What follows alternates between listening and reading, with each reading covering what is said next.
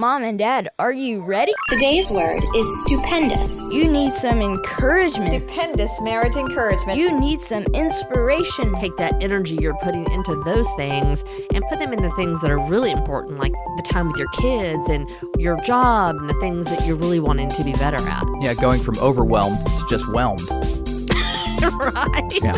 You're listening to the Stupendous Marriage Show With our friends Stu and Lisa Gray. Oh, yes, that word. Stupendous. The Stupendous Marriage Show. Hey there, welcome to the Stupendous Marriage Show. I'm Stu Gray. Hey, I'm Lisa Gray. How are you, babe? How's things? How's life? How's love and life and the pursuit of happiness? How many coffees have you had? Just one, surprisingly. Okay. But you did go work out. I did, and I have blisters on the bottom of my feet. I know. It's yeah. lovely. Why? I keep reading and hearing, let's be healthy, let's be wonderful, and everybody has to do 10,000 steps a day to be healthy, because 10,000 steps a day is just like a baseline for health. And so I walked for an hour on a treadmill, and I only got to like 6,500, 7,000 steps. I'm like, how do people take 10,000 steps a day? How is this possible? Obviously, they have nothing else to do with their life than walk. I don't know. But, 7,000 steps is a lot in 1 hour. Yeah, I know, yeah. I guess I had the rest of the day to, do the other 3,000. Right. Well, I think... But see, I work at a computer. Right. I sit at a computer. I'm not going to walk for 3,000 more steps probably the rest of the day unless I go shop. Well, and that's the thing, you have to be intentional. Yeah. People say, when you're parking in the garage, don't get the closest spot. Get Park the far furthest away. Right. Extra and, steps. Right. And walk in. But I think that your steps, right, of an hour straight, strategically, probably quicker than you normally would walk, are worth more than just the steps that were recorded. See what I'm saying? Because when I walk in the store, I'm not walking briskly. I'm walking. I'm being That's super not lazy true. walking. I've seen you walk through stores. I Well- know exactly what I want. Let's go get it. Let's go. Oh, let's go buy some wood for a wood wall, shall we? Dun, dun, dun, dun, dun, dun. No. What are you talking about? That's what we've been doing over the past week or so, is building an artsy-fartsy wood wall in this little alcove we have in our front room. And actually, it looks pretty cool. Yes. It looks does. pretty cool. And that was something fun that we did over the holidays. We've never really done that before. Fun's a relative word. It is a relative word, but the cool thing is now every time we look at that wall, we're going to remember that we did it over Christmas break. We're going to remember that we all took part and did something and did different things with it. And it's ours. And I've never thought about doing that over the holidays. I'm an experienced person, and we've talked about that before. And I love to go ice skating or doing this, but I never thought about a project, because we're not project or haven't been project people. Yeah. Can be so valuable, because I really enjoyed the time we spent together when we were working on it, or when you would be working on it, we'd talk about it and, hey, how's it going? And I would do something and you'd be like, oh, cool, that looks great. And I enjoyed all the time we had the wood on the floor, and you kept saying, don't walk on the wood, it's going to break. Don't walk on the wood, it's going to break. Will you just walk around? Now you're just doing it to spite me. See, now you're going to break all of the wood before it goes on the wall, and what are we going to be able to do? Are you going to go buy more wood? I enjoyed that part.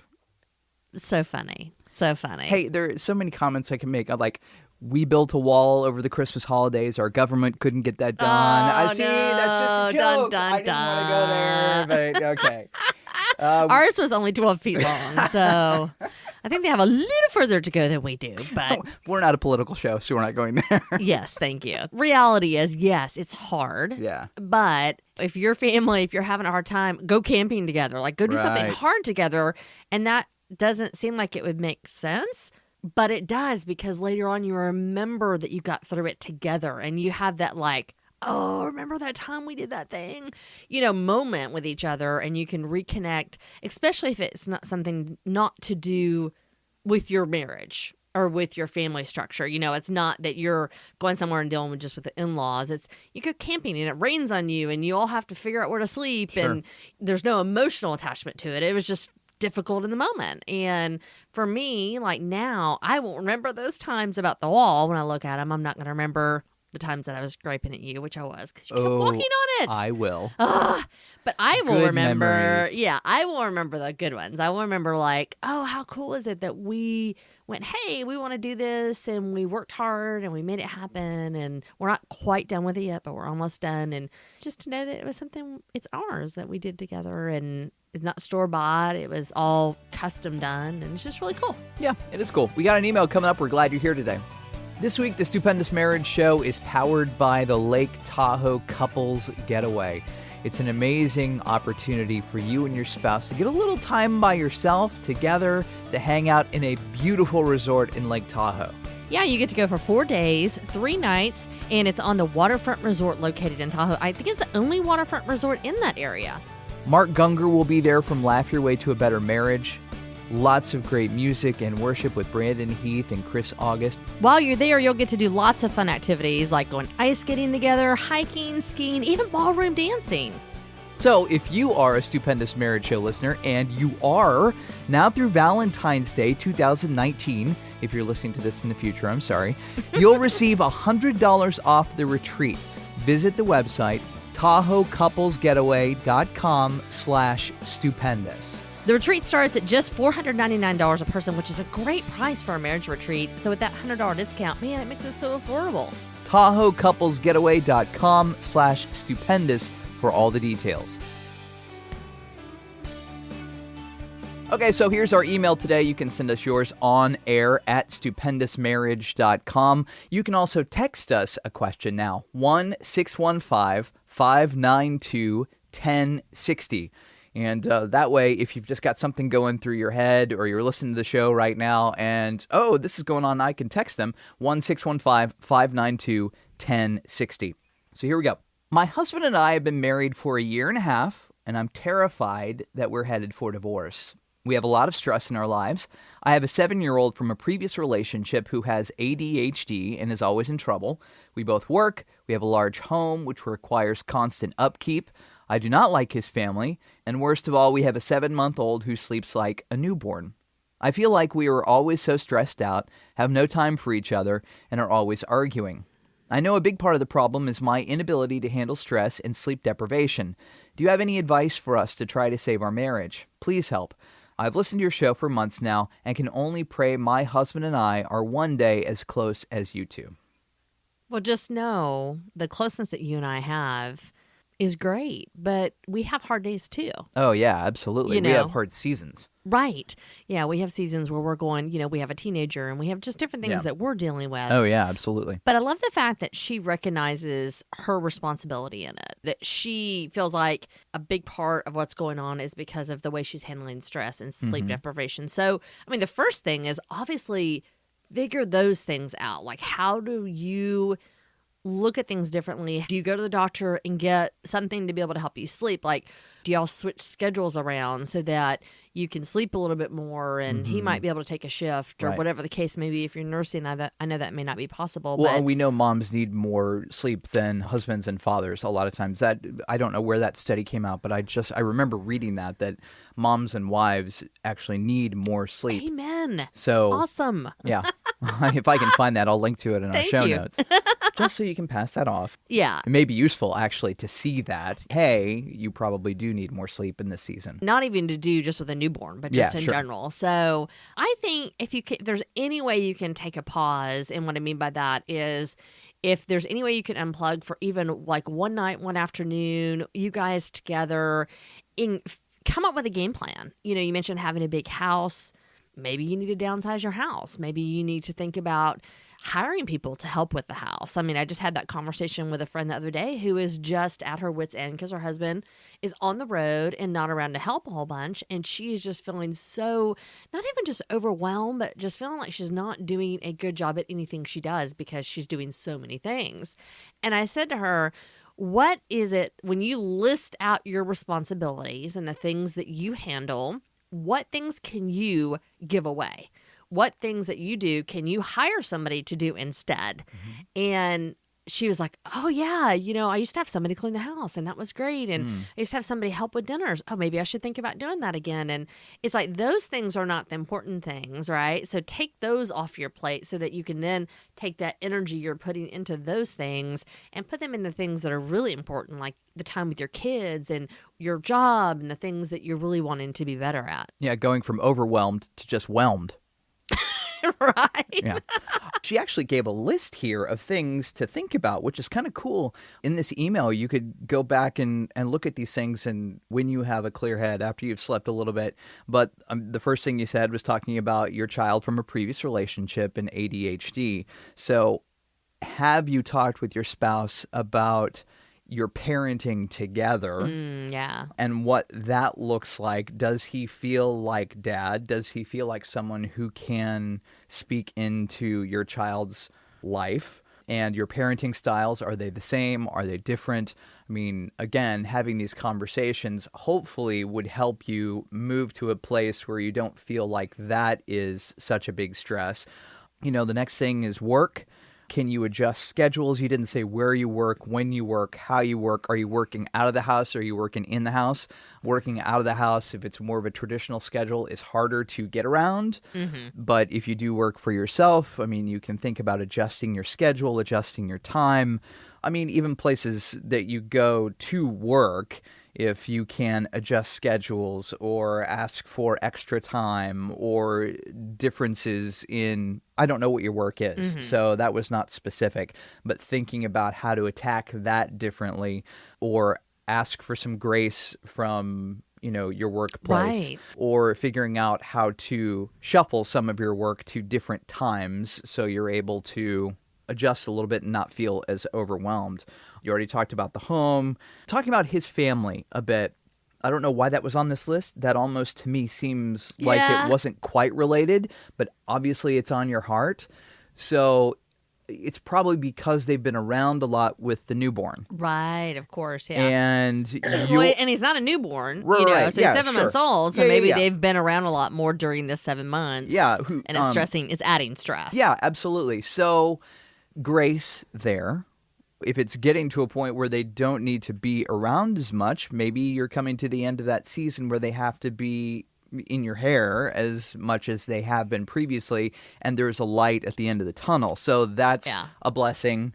But you got to think about why you said you don't like them. What in them is a mirror to what you don't like in you. A lot of times somebody gets on your nerves because that's a thing you Right. haven't dealt with or you don't want to deal with. Or they're you like you. Yeah, or you Yeah. don't like in yourself. But, I mean, sometimes people are overbearing or sometimes they're not helping enough. I don't know what it is. So there could be varying levels here. So really thinking through what are those things that are really bothering you before you just jump to, I just don't like them. Maybe it's time to set some boundaries. Maybe there are some boundaries. Maybe, and again, we don't have a lot of information about why that relationship bothers you. But I also, when I read it, the two things that I thought when I read it were she's really answering her own question if she stops and looks at her email. Sure. In her heart, she may not realize it, but the things that she listed out are the areas and the things that she probably needs to think about and focus on. Yeah. And then that also stood out to me of why the in-laws came up and because it kind of didn't fit with the rest of it. So really just stopping and thinking about that, I think would be a great way to really try to figure out maybe it's something you're not even conscious of why it's bothering you.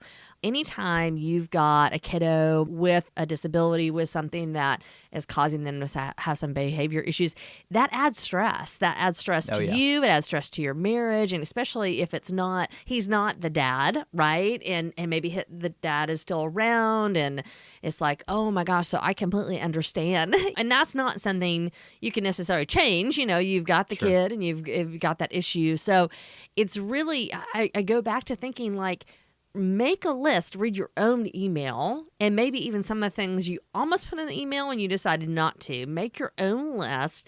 These are the 10 things I do in a day, a week that are stressful, right?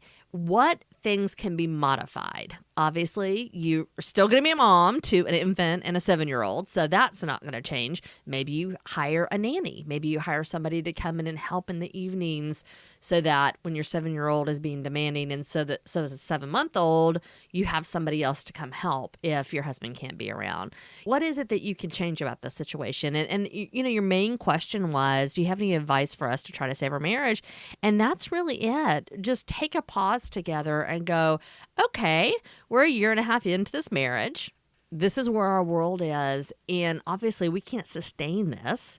So what do we do? How do we work together to figure out changes that we can put into place? It might be him doing more of the grocery shopping. It might be whatever the case may be, to get to a place to where it may still be stressful, but you guys are at least working together to conquer it instead of you feel like all you're doing is arguing. That is a core of what we believe, and that is standing side by side and putting the thing that you're battling out in front of you. So you are moving in step with your spouse together towards a solution, not battling each other with that thing between you. Yep. And if you can really look at that thing facing the same direction with your spouse and figure out, how do we deal with the 7-year-old? How do we deal with the 7-month-old? What do we do with the in-laws? What do we do with work? And all of those things. And if you can link arms and move through those things together, it's not going to be easy. Yeah. But you will be moving together to knock those things out. And you can save your marriage. You will feel like you're making progress together as a couple and growing in your marriage together. You guys are becoming one flesh in your marriage. That's what the Bible says we become, oneness. So you have to remember you and your spouse working together as one towards those things that come against you. We really hope that helps. When you listen to the show and you start processing through that, let us know how it goes. Update us. You can email us back. Of course, emails on air at stupendous.marriage.com. And if you are listening right now and you've gone through this season of life and you have input for this other listener, man, we would love to hear from you as well. Just send us a message referencing the show and we will definitely forward that on to them. Texting is fun. 1-615-592-1060. If you've got a question or a response, we would love to hear from you. And we will talk to you next time. See ya. Yeah. Like the show? Like the show. Yeehaw. Share the podcast. Tell another couple. Hold on. Hold up.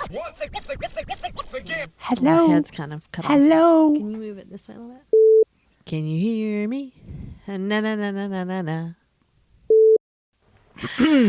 All right. You're like two different people. Like you're one person when the camera's on and Thunder. one person when the camera's The thunder. Lightning and the thunder. Thunder. Okay. Thunder. Thunder. Thunder. No more listening to that song before the show. It's a great song. You can also text us a question. Okay, let's start over. Yeah. Like the show? Like the show. Share the podcast. Tell your married friends.